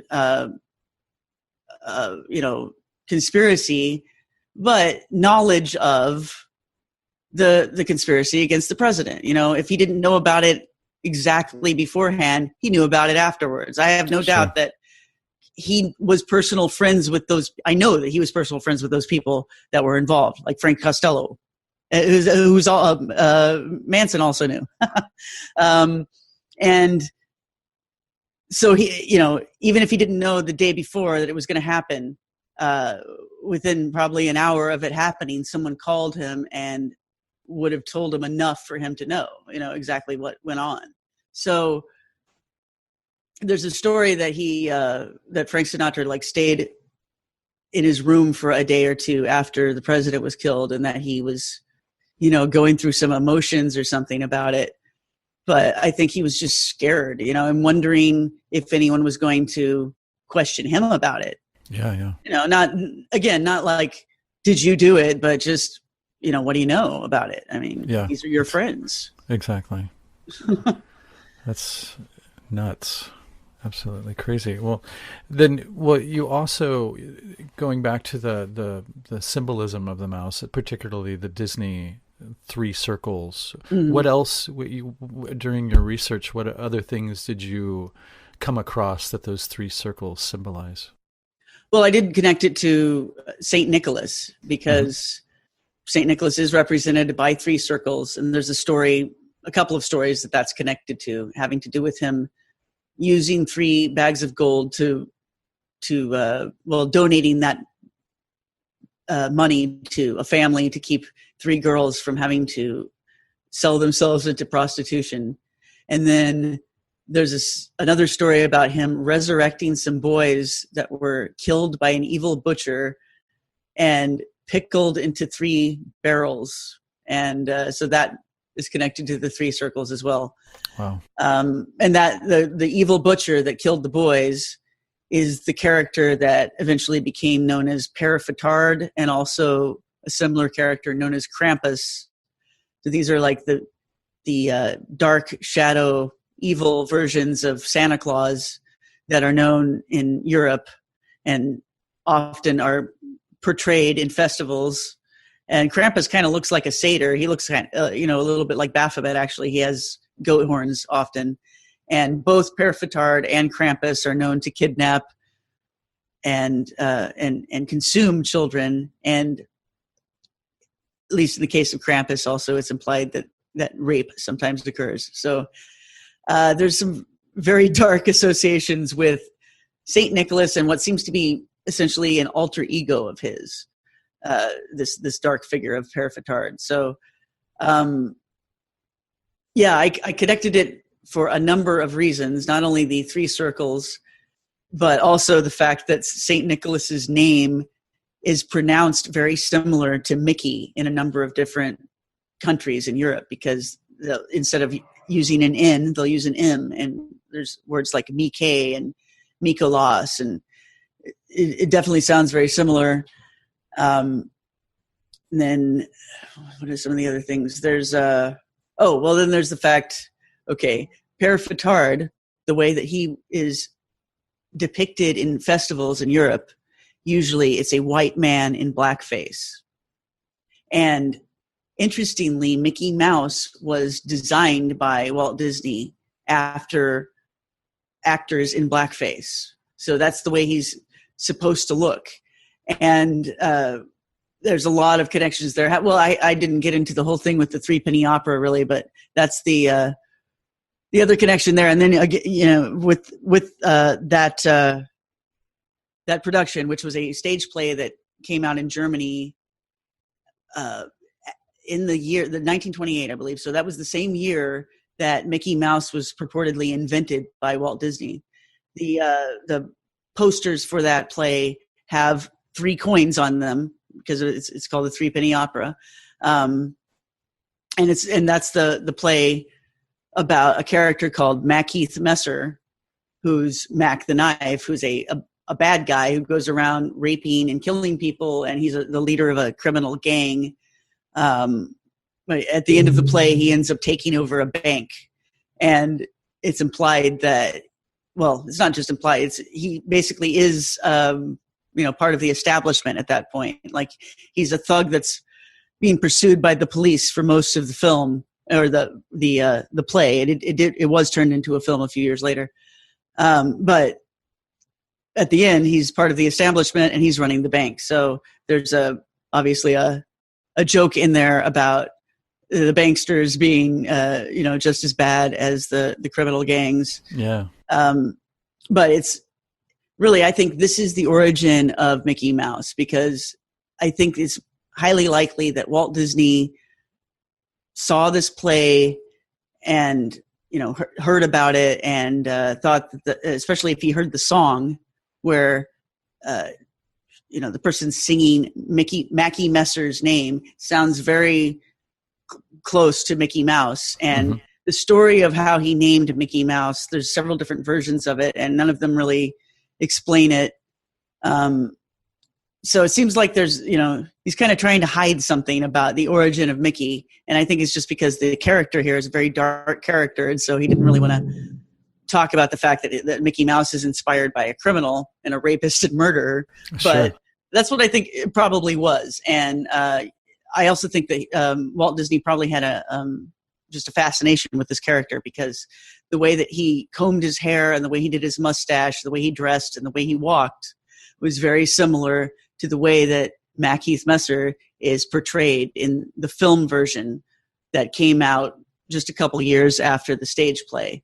Mm-hmm. And right around the time that film came out, also there was a Mickey Mouse short that came out. He'd been in theaters playing before movies for a couple of years at that point. But this new short came out called The Opry House. So it seemed like that even the name was an homage, to the Threepenny Opera. And in that cartoon, that's when Mickey Mouse wore his white gloves for the first time. And yes, this is something that I think comes directly from the Threepenny Opera, because Mickey Messer, Mac the Knife, he wears these white gloves, and they have 3 lines on the back, just like Mickey Mouse's gloves. Mm-hmm. And they're used to keep his hands clean from blood, so that every time he kills somebody, he can just take the gloves off and his hands are clean, and mm-hmm, it's not just for practical purposes, but it's a symbol of the fact that he always gets away with it. Yeah. And I think that symbolism carries over to Mickey Mouse. They say in biographies about Walt Disney that Mickey Mouse was kind of a mischievous character, and he was so dark, really, that they kind of had to start removing him from the storyline and using him less as they started to produce more Disney films, mm-hmm, because they knew that the audience really at that point was children, and they didn't want this dark and mischievous character to be taken as a role model by children. So they started emphasizing some of the other characters and trying to mellow out Mickey. But I think that the biographies don't fully explain why that's so, because, I mean, yeah, you can see him, playing tricks on people and beating people up, but they're not really explaining what the deal is here. So, but I think it's the connection with Mickey Messer. And also, if you look at some of the really early Mickey shorts, like probably the first dozen or so, that's where you see his kind of backstreet roots, where he's selling hot dogs at a carnival, and Minnie, that's where he meets Minnie. She's a stripper. She's dancing the hoochie coochie dance. And so Black Pete is there, which is interesting. Like the nemesis in the early Mickey shorts is this guy named Black Pete, which is the same as the Père Fouettard character. Yeah. And so anyway, Black Pete is there selling tickets to see Minnie the shimmy dancer do the hoochie coochie dance, and that's where Mickey Mouse meets her.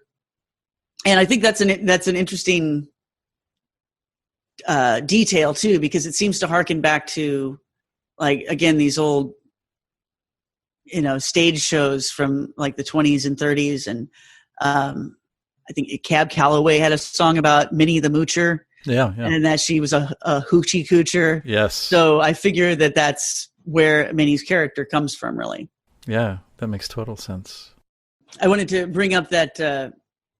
Okay, so this is a famous song and performance. I don't know if other performers have done this song, but I know that Cab Calloway was famous for doing it, and it's even portrayed in the movie Cotton Club. And the movie The Cotton Club comes up in my essay about The Secret of Minnie's Moose, because it's all having to do with Bob Evans, this producer, and his life of crime that ended up with I think he's the one that got murdered. And there was a huge what would you call it? Murder scandal in Los Angeles involving the mafia and the production of this movie, The Cotton Club, that didn't get finished before the murders occurred. So the movie got finished after the murders, but the murders all had to do with the financing of this movie that was about this this mafia connected, basically mafia operated, speakeasy, where all these guys such as Cab Calloway did shows back then. So the character of Minnie the Moocher, Minnie Mouse, and then Bob Evans all seem to be connected here as well. So it's all very crazy. Yeah. Yes. Does that mean Minnie Mouse also did cocaine, like mentioned in the song? Well, I mean, how else are you going to keep hoochie cooching every day, Exactly. You keep your spirits up somehow. Exactly. I'll start drawing this to a close, since we're at about an hour, and this could go on for a long time, I feel. But I don't want to keep you over the time that we talked about. But you also mentioned the three circles symbolizing castration too. And of course, there's the Baphomet connections to the rituals that include castration. And I find it interesting that Mickey Mouse, in his early thuggish incarnation, kind of talks like a, hey. And then later on, sort of the cleaned up version, he has a super high voice. Like, did Mickey get castrated? Like, ooh, why did his voice change, Whoa. Yeah. That's far out. I didn't think about that. Yeah, exactly. Big change. Yeah. Wow. Yeah, that's far out. Yeah, the whole thing with castration. I mean, I've written lots of essays about the symbolism of castration anyway, so it came up kind of naturally in my mind. It's not like I think about that all the time. There's a reason. And it has to do with the myth of Saturn, who's, okay, so he castrated his father in the Greek myths. Or the Greek myths, he's called Kronos. Roman myths, he's called Saturn. So that's what his scythe is associated with. That's the weapon that castrated his father, Uranus. And he seems to be very connected also with the figure of Saint Nicholas. And in Russia, they used to have this Christian sect in, I would say, the late 1800s, early 1900s. And they practiced castration, full castration of penis and testicles for men, and women would have to cut off their breasts. Mm-hmm. But the men, after they would have this operation done, usually with a axe that had been heated or a hot iron that would just cleave it off. Afterwards, there would be this scar left over with 3 circles that looked very much like Mickey Mouse's head. So interesting. I just had to mention it. Yeah, of course. So yeah. Wow. Yeah, and then there's the crazy photos that you include in your essay. The sinister Andy Spade wearing the mouse mask. That's just so crazy. Yeah, from the mask is from The Rescuers. It represents one of the mice in that movie, which is about rescuing a kidnapped girl. But yeah, so he wore this mask right after his wife had killed herself. This was like his first public appearance. And he wasn't even really making a public appearance. He was just stepping out of his house and into his car. But I guess in order to avoid, I don't know what, like if you want to avoid the cameras, you might cover your face up with your briefcase or something. But why would you put on a mask to make yourself look weird? Yeah. It was so strange. Odd. But you notice he has kind of a mousy looking face anyway. Like he has the buck teeth. Yeah. So I don't know. Exactly. Yeah, it was very odd. And then the David Spade dressed as a mouse eating pizza. I know. That's very twisted too. Very Pizzagate-y references. It would seem that way, although that was a couple of years before Pizzagate, so it's almost like he knew beforehand. Yeah. But yeah. I need to correct something because I just realized, okay, I said it was Bob Evans that got murdered. It wasn't him. He was called as a witness. Like he might have known about it or been involved in it. I think that actually they were suspecting he had been the one who paid for it.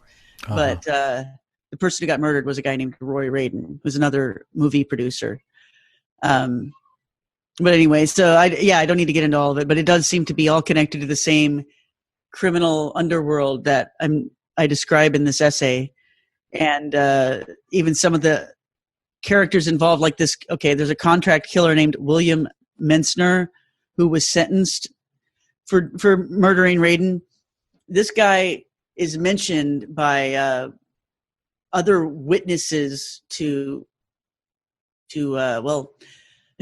it's mentioned by David Berkowitz, okay, and then the message was relayed through another inmate who ended up talking to a writer who was writing about this subject.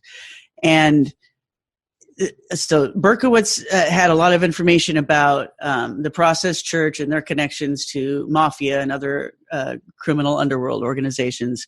And Berkowitz, his testimony in this regard connected to these Cotton Club murders and the murder of Roy Radin. So it turned out, okay, he had mentioned someone who turned out to be the same as William Mensner. And he also said that there was a hitman involved whose code name was Mickey Mouse. Wow. So, another code name for another hitman who it's questionable whether it's the same guy, and a second code name for the same guy or just another guy in the same group. But so the other guy's name, his code name is Manson 2. Whoa. He knew Charles Manson and ran in the same circles, and for some reason chose to be known by that name. So it's quite possible that Manson 2 and Mickey Mouse are the same character, hitman for the Process Church and involved with the Roy Radin murders and other mafia crimes. Wow. And what really freaks me out is that after figuring all that stuff out, that's when I figured out the code that's on Lil Uzi Vert's necklace that he had made a year ago that is studded with diamonds, and he paid like $200,000 for it, and it's a representation of Marilyn Manson on the cover of the way he was portrayed on the cover of his album, The Golden Age of Grotesque, which came out over a decade ago, I think. And on that album, he was wearing Mickey Mouse ears, and then has kind of a evil black face outfit he's wearing. The whole theme of the album is like the Roaring 20s and early 30s. So it's all in this time frame of when Mickey Mouse was invented. Wow. It all has to do with crime and drugs and the mafia and stuff. And there's even a track that deals with the JFK and Marilyn Monroe, which Marilyn Manson obviously named himself after her, right? Yes. And he's connected to the Church of Satan, which Sammy Davis was a member of. Rat Pack dude, Frank Sinatra dude. Okay. And Jesus. but here's the thing. On this necklace, so there's a representation of Marilyn Manson, right? And he's got the Mickey Mouse hat. Mm-hmm. And on the hat, it says, I think, M2. It has M, and then it's like squared or something. It has a little 2 up there. And I could never figure out what it was about until I learned about Mickey Mouse and Manson 2. And I realized, that's a very, very inside reference to this contract killer that's connected to the Process Church. So, to me, it's like that indicates that Marilyn Manson knows about this stuff, because there's only a few books that's written in. Sure. And it's like a little inside joke between him and Lil Uzi Vert, who's this other he's a rapper who does a lot of stuff about Satan. And what? Yeah, he has a lot of satanic references in his art. And so interesting. Then they're friends. Well, okay. Marilyn Manson is like, his idol, and it's the only guy he follows on Twitter, and the only famous person he seems to care about is Marilyn Manson. So they seem to have some weird relationship, and they share this joke about Manson too. And the only possible interpretation is that they know about, that he was, that this guy was involved with Roy Raiden murders. He was involved with the Manson killers. And it's just a little private joke between them, because, basically it's the same milieu. The Mansons, it's the same milieu as, the Church of Satan. That is what seems to have inspired Marilyn Manson's early career. And I think he's still involved with. Crazy. So Lil Uzi just raps about Satan, or does he claim to be a Satanist, or how? I think he actually claims to be Satan. So. Oh, wow. Okay. Yeah, he's definitely possessed. I'm not sure with what, but. Well, if you just dip into it a little bit, yeah, I should. It doesn't take much for you. You'll get the gist. Not only is he, pro the dark side, but it's just kind of sick, actually. He's. I decoded his most famous video. It's all about human trafficking. It's about trading and abusing women. Like pro, or just a commentary on it, or? No, it's like inside codes about doing it. Wow. Oh yeah, it's really, really dark. Holy shit. Yeah, I'll direct you to a video commentary I did about it, and please do. But you could even just see it. Just see the video. What is the video called? It's called. If you look up Lil Uzi Vert, there's really he's done a lot of songs, but one will have like millions and millions. I don't know how many views it's got. Like a lot. One is bigger than the others. I can't remember what it was called, but you'll see what I mean. Okay. Yeah, I'd love to. I think you should do an impromptu commentary over Rosemary's Baby. Yeah, I've thought about it. Yeah, that'd be great. I'd love to have a website where people do such commentaries, like something that you could play simultaneously while you're watching the movie. I think that would be a lot of fun. Yeah, I'd love to. Yeah. Should arrange to do that somehow. Well, thank you so much for yeah, your research, and I love where you go with all of this stuff and pulling all these things that seem to be disparate elements into some crazy cohesive web that makes sense in a certain light, in the lights that you tend to look at things under. And I just really appreciate that. That's kind of how my mind works too. So it feels very natural to see somebody else do that also. And you do it in a really fascinating and compelling way. So thank you for all of your work. Yeah, of course. And before we go, would you mind telling everybody out there where they can find your work and find more about you? Yeah, so the main website is Tracy Twyman, TracyTwyman,